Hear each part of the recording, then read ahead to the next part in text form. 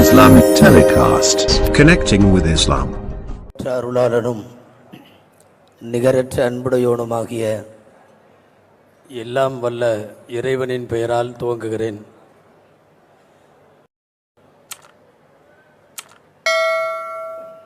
அவையிலே வீற்றிருக்கிற, அரங்கத்திலே வீற்றிருக்கிற அனைவருக்கும் என் ஆரம்பமான இஸ்லாமிய நல்வாழ்த்தை சொல்லி என் சிற்றுரையை துவங்குகிறேன்.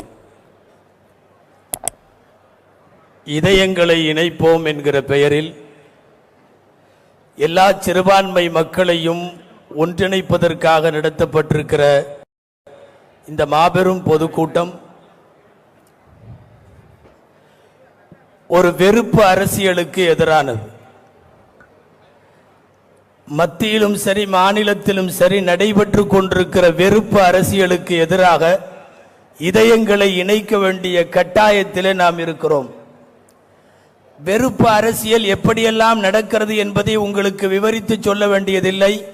சிறுபான்மை மக்கள் அவர்களுடைய மத சட்டங்களின் பிரகாரம் வழிபடுவதற்கு உரிமை மறுக்கப்படுகிறது. இது வெறுப்பு அரசியல். என்ன உணவு சாப்பிட வேண்டும் என்பதை கூட சில மாநிலங்களில் அரசாங்கங்கள் தீர்மானிக்கிறதே. இது வெறுப்பு அரசியல். ஒரு கொரோனா பரவலை கட்டுப்படுத்துவதற்கு வக்கற்றவர்கள் தப்லீக் ஜமாத்தின் மீது குறை போட்டார்களே, இது வெறுப்பு அரசியல். பல்வேறு மாநிலங்களில் இன்றைக்கும் கொரோனாவை கட்டுப்படுத்த வேண்டிய சூழ்நிலைகள் இருக்க மதமாற்ற தடை சட்டங்கள் கொண்டு வந்து இவர்களாக ரூம் போட்டு யோசித்து உருவாக்கிய லவ் ஜிஹாத் என்கிற தியரியை கையில் எடுத்துக்கொண்டு இன்றைக்கு இவர்கள் செய்து கொண்டிருப்பதெல்லாம் வெறுப்பு அரசியல் மட்டுமல்ல, அராஜக அரசியல். இப்படிப்பட்ட சூழ்நிலையில் தான் சிறுபான்மை இதயங்களை எல்லாம் இணைக்க வேண்டிய ஒரு முக்கியமான பொறுப்பை கையில் எடுத்திருக்கிறீர்கள். தமிழகத்தை பொறுத்தவரை நீண்ட நெடுங்காலமாய் அம்பேத்கருடைய சமூக நீதி சிந்தனைகள், பெரியாருடைய திராவிட சிந்தனைகள், பெரியார் வழியில் அண்ணா கலைஞர் போன்றவர்கள் முன்னெடுத்த திராவிட சிந்தனை, சிறுபான்மை மக்களின் ஒற்றுமை, இதுவெல்லாம் இருப்பதால் இங்கே இவர்களின் வெறுப்பு அரசியலுக்கு வேலை இல்லாமல் இருக்கிறது. கலவரத்தின் மீது நம்பிக்கை வைப்பவர்கள் தான் இன்றைக்கு வெறுப்பு அரசியலை கையில் எடுத்து நடத்தி கொண்டிருக்கிறார்கள். நான் சொல்லுவது மத்தியிலும் பொருந்தும், மாநிலத்திலும் பொருந்தும். அத்வானியின் ரத யாத்திரையில இருந்து முருகனின் வேல் யாத்திரை வரைக்கும் இவர்கள் கலவரக்காரர்கள். கலவரங்களை கையில் எடுத்து மட்டுமே தன் அரசியல் இருப்பை நிலைநிறுத்திக் கொள்ள முடியும் என்கிற சூழ்நிலையில் உள்ளவர்கள் தான் இது போன்ற வெறுப்பு அரசியலை ஏற்படுத்துகிறார்கள். அதற்கு எதிராக நாம் இணக்க அரசியலை, இதயங்களை இணைக்கிற வேலையை தொடர்ந்து செய்ய வேண்டும். சுருக்கமாய் ஒரு வார்த்தை சொல்லி நான் முடிக்க வேண்டும். திராவிட முன்னேற்ற கழகத்தினுடைய துவக்கமாக இருக்கிற, தாய் கட்சியாக இருக்கிற நீதி கட்சியின் காலத்திலே இருந்து இந்த 2021 திராவிடர் கழகம், திமுக கழகம் உள்ளிட்ட திராவிட இயக்க தலைவர்கள் வரைக்கும் எங்கள் இஸ்லாமிய சமுதாயத்தோடு இணக்கமாக இருந்திருக்கிறார்கள்.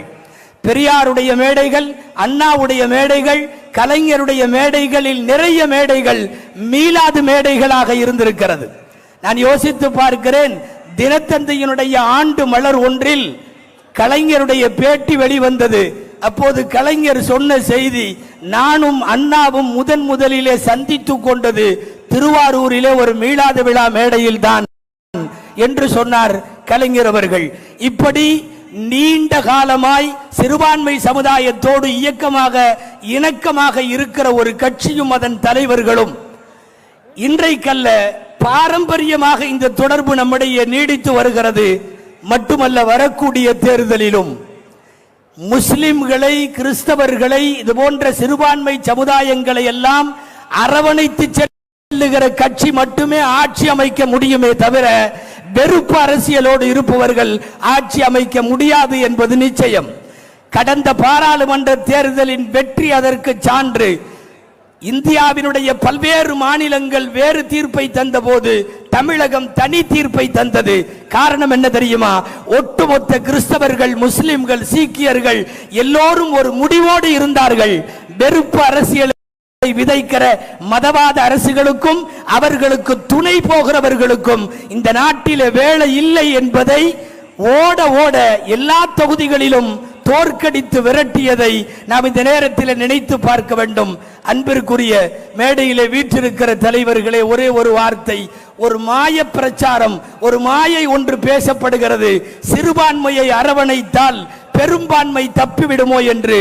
இது திட்டமிட்டு மதவாதிகளால் உருவாக்கப்படுகிற விஷம பிரச்சாரமே தவிர வேறொன்றும் இல்லை. சிறுபான்மையினர்களை அழைத்து செல்லுங்கள், உங்களுடைய வருங்கால நாட்களெல்லாம் வெற்றிக்குரிய நாட்களாய் இருக்கட்டும் என்று சொல்லி வாய்ப்புக்கு நன்றி செலுத்தி அமைகிறேன். வாஹிர் தஅவானா அல்ஹம்துலில்லாஹி ரப்பில் ஆலமீன். நன்றி. இஸ்லாமிய இலக்கிய கழக